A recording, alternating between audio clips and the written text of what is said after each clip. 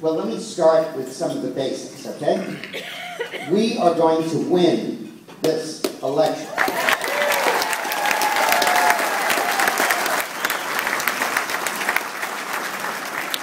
And that's not just talk.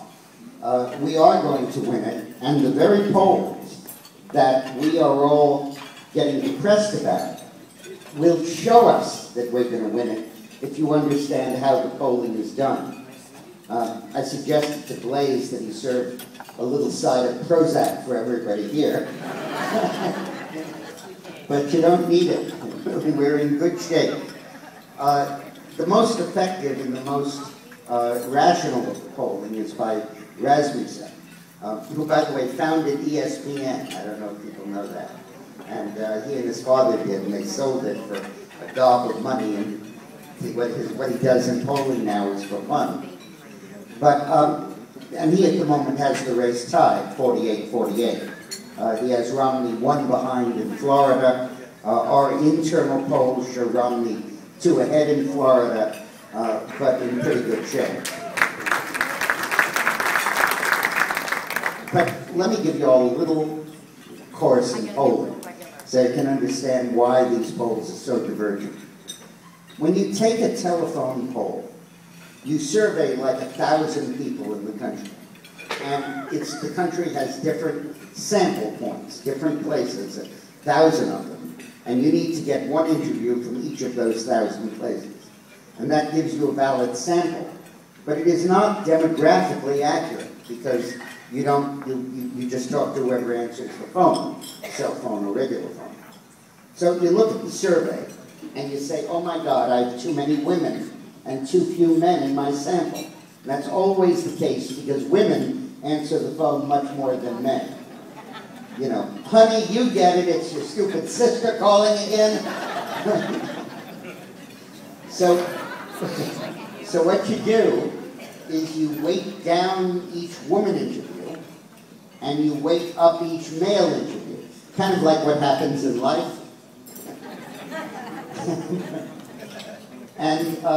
And then you have an accurate sample of 50-50, or really 52-48.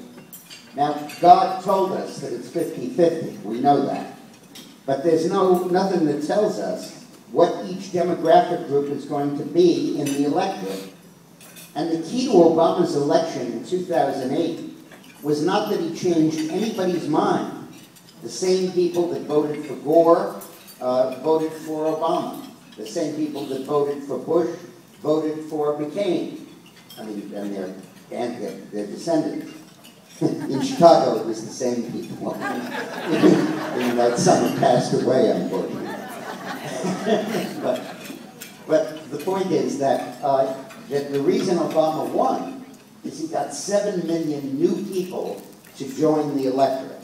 About 2 to 3 million African Americans, about 1 to 2 million Latinos, and about 3 to 4 million people aged 18 to 30. And they voted for him overwhelmingly, and that provided this margin of victory. Now that's the first time in American history since 1960, when Kennedy brought Catholics into the electorate, that the composition of the electorate has fundamentally changed, and fundamentally different from what it always has been. And the question nobody can answer now is that change likely to stay? Or is it likely to go back to the norm that it has been for 30 years before that? So when you get your survey, you suddenly realize not only do you have too many women and too few men, but you have too few African Americans, you have too few Latinos, and you have too few young people. There are all kinds of reasons for that. For the young people, we tend not to interview at 3 in the morning when they come home.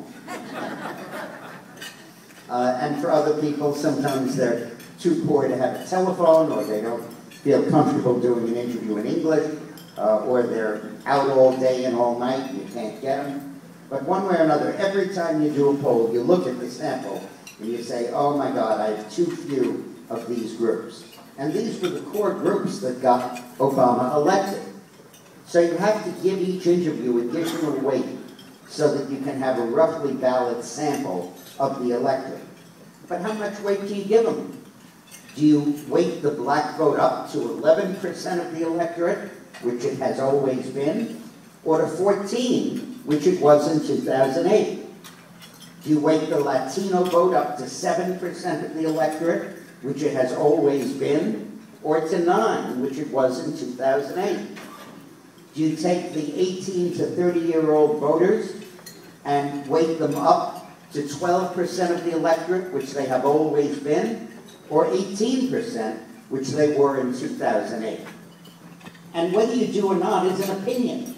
You can't tell what it's going to be. You can't tell who's going to come out and vote. You can't even ask them because you haven't gotten enough Latinos or blacks on the phone to ask them. You know, they'll say, yeah, but they're still only 6 or 7% of your sample, and you know that's way too low. So you then have to make an opinion call as to whether you think it's going to be 08 or it's going to be 04.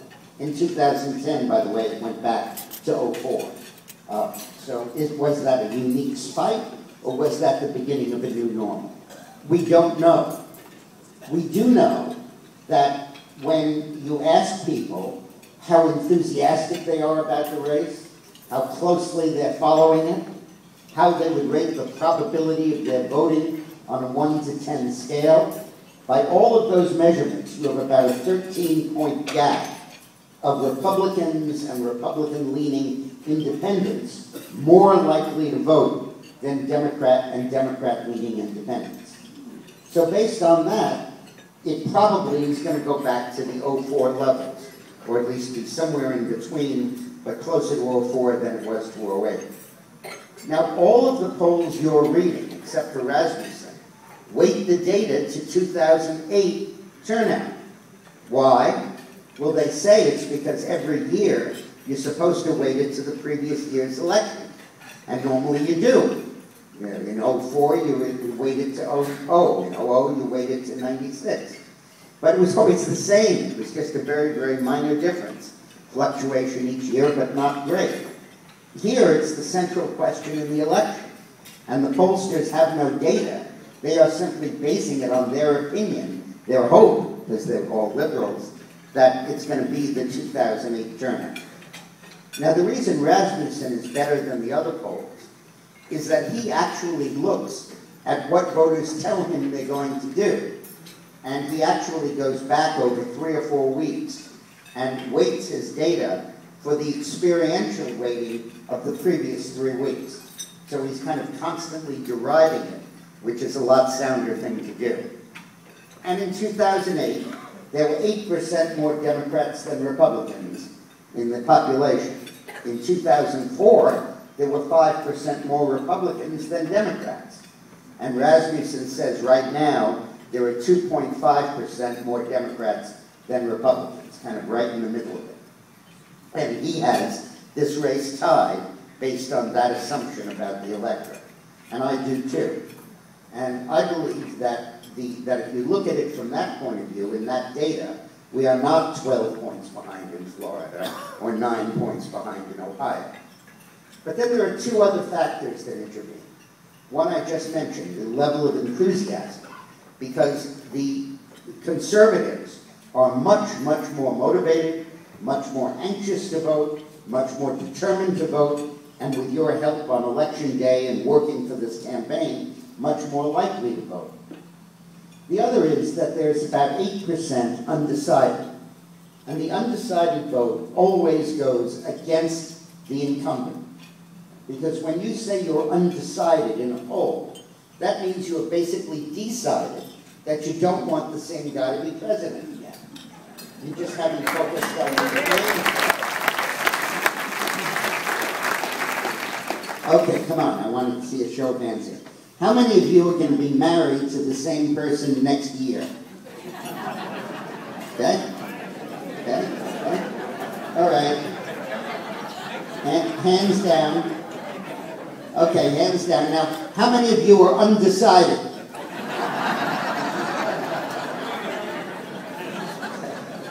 Now, if your spouse raised her hand and said she's undecided, you better not go to too many more of these dinners. Go out to nice restaurants and take her to the movies once in a while. because you've got problems in your marriage.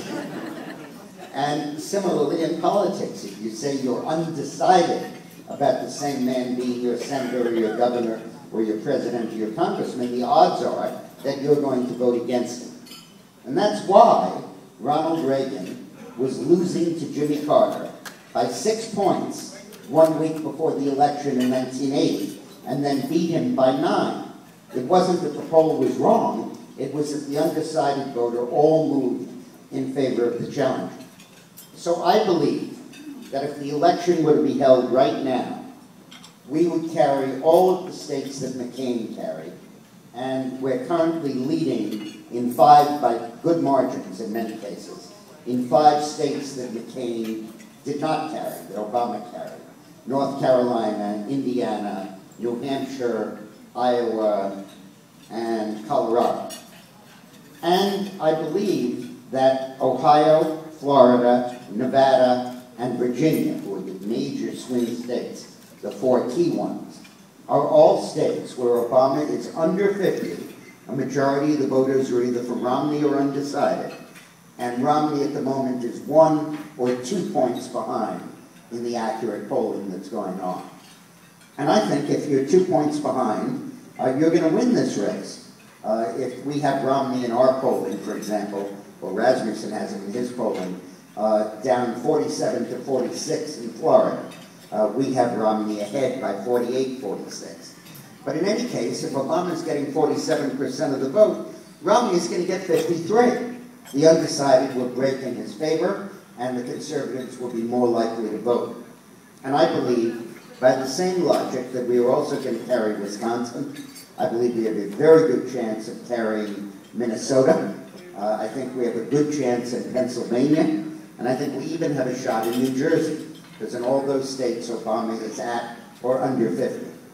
And I think that what's going on here is we all know about liberal media bias, but we don't recognize it when it's happening. It's happening. When they take a poll and say Romney has strong headwinds and he's 9 points behind in swing states, that is media disinformation that's being put out there to discourage you from working and to encourage people to give money to Obama because he might be reelected and they want goodies from the federal treasury. And I just want to make sure that you are not taken in by that. So I want to first deliver that message. We are going to win this election.